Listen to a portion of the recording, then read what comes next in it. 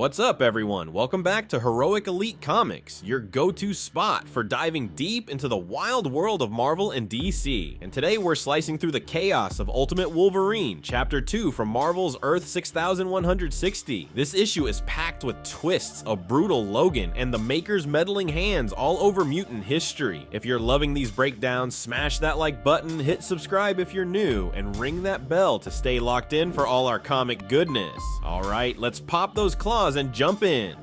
We kick things off 30 years ago, roughly the mid-1990s in this universe. Our story starts with a familiar face, Truett Hudson, aka Professor Thornton. If you know your Marvel lore, this guy's a big deal in the main 616 universe. He's the shady scientist who worked on the Weapon X program, the one that bonded adamantium to Logan's skeleton and turned him into the killing machine we know and love. But here, on Earth 6160, things are a little different. We find Professor Thornton in a lab, recording notes on his latest project. He's frustrated, folks. The government's holding back funds, his weapons project keeps getting delayed, and he's under pressure to show results. Sound familiar? It's that classic comic book trope of a scientist on the edge, desperate to prove himself. Thornton's been experimenting with adamantium, but it's not going well. His first test subject, codenamed Weapon Alpha, died minutes after the procedure. Now, I've got a theory here. Weapon Alpha might be James Hudson, Thornton's half-brother. If that's true, that's some cold family drama right there. Imagine experimenting on your own kin. Yikes! But Thornton's not just messing with metal. He's obsessed with mutants. He's discovered people with unique abilities, living in secret among humans. Folks like Charles Xavier, Eric Lensher, Nair McKenzie, and of course, James Howlett, aka Logan.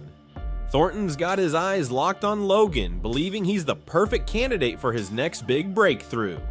He's even got photos of potential subjects, and while only Logan's pick is clear, I'm betting the others are Maverick, Sabretooth, and Wraith.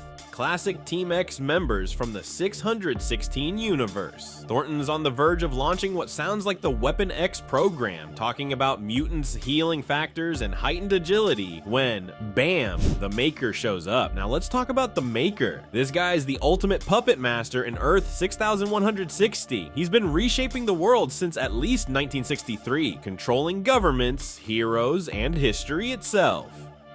When he walks into Thornton's lab, it's like a horror movie. Thornton's all, "Who are you? What's your clearance?" and reaches for a gun.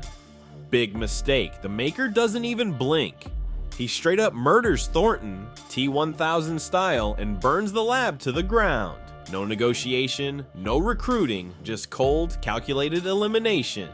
The Maker's line here is chilling. "You see, Professor, I am making this a better world, and a better world is one that you're not in." Oof, this shows how ruthless the Maker is. He's not just stopping Weapon X, he's erasing anyone who could empower mutants like Logan. But here's the kicker. The Maker's been running the US government for decades, so any resources Thornton had, the Maker already controls. So why kill him? I think it's because the Maker doesn't want mutants rising up. He's got his own plans for them, and we'll see how that plays out soon. Fast forward to the present, and we learn more about how the Maker's been handling mutants. In Ultimate Universe, 1 year in, we got audio logs from Dr. Aliona Pripovich, who revealed the Maker's big mutant plan. He wanted all mutants centralized in the Eurasian Republic, not as a sanctuary or a prison, but as tools. The Republic's leaders, Colossus, Magic, and Omega Red, took it further, turning mutants into weapons. They formed Directorate X, a covert group that operates like bureaucratic ghosts, with Logan as their ultimate asset, the Winter Soldier. Yes, folks, in this universe, Wolverine is basically the mutant version of Bucky Barnes. He's a brainwashed assassin controlled by telepathy and sent on deadly missions. The Eurasian leaders don't fully trust the Maker's global setup, so they've gone rogue, using Logan to take out anyone who threatens their control, especially a covert group of mutants and humans fighting to free those under the Republic's thumb. This ties into Ultimate X-Men, where we see mutant activity in Japan also slipping out of the Maker's grip. The Maker's grand plan is starting to crack, and Logan's at the center of it. Now let's get to the juicy stuff. In the present, we catch a group of soldiers tracking someone through a snowy forest. They're jumpy, and for good reason. Something's hunting them. Before they know it, one guy gets snatched into the trees. It's Logan, the winter soldier, and he's in full predator mode. This scene is straight out of a slasher flick, and I love how it builds tension. Meanwhile, we cut to a meeting between Dr. Aliona and the Eurasian leaders. They're grilling her about whether Logan's truly under their control. Magic's especially suspicious, pointing out that other factions have telepaths who could mess with their hold on him. She even floats the idea of terminating Logan, which freaks Aliona out. She's like, "He's completed 4 missions flawlessly. Why are we even talking about this?" But Magic's not buying it. She teleports everyone to the lab where Logan's being held, and we see him in a containment unit thrashing from a nightmare. This is where it gets deep. Logan's nightmares suggest he's starting to remember his past, or maybe even feeling guilt for his kills. Back in issue 1, after he took out Kurt Wagner and Raven, he sniffed their blood and recited Psalm 23, which Kurt was saying before he died. That moment hit hard, showing cracks in Logan's conditioning. In the lab, Aliona tries to downplay his nightmares as normal, but Colossus isn't having it. He demands Logan be released for a closer look. Colossus is terrifying here. He grabs Aliona and growls, "Do not underestimate how disposable you are, Doctor." He orders Logan out of containment, ignoring Aliona's warnings to use verbal commands. Colossus sees Logan as property, a creature who respects only violence. His speech is chilling. Men like this know there's no such thing as safe. Every second, someone's trying to take from you. Men like me stand in their way.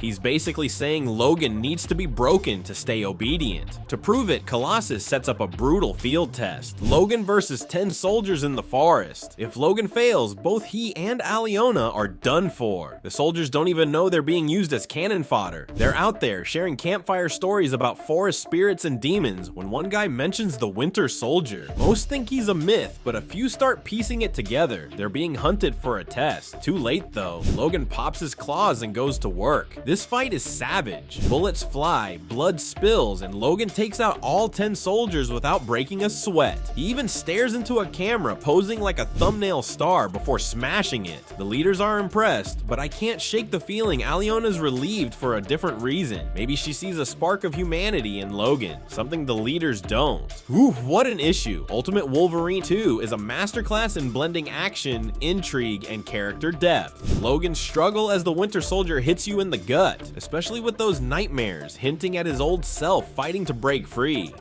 The Maker's shadow looms large, but the Eurasian leaders are just as dangerous, turning mutants into tools for their own power grab. And that field test, brutal. It's a stark reminder of how disposable lives are in this world. What do y'all think? Is Logan's humanity coming back, or is he too far gone? How's the Maker gonna react when he realizes his mutant plan's falling apart? Drop your thoughts in the comments below, and let's keep the convo going. If you enjoyed this, hit that like button, subscribe, and ring the bell for more comic breakdowns. We'll catch you next time on Heroic Elite Comics. Stay heroic, fam.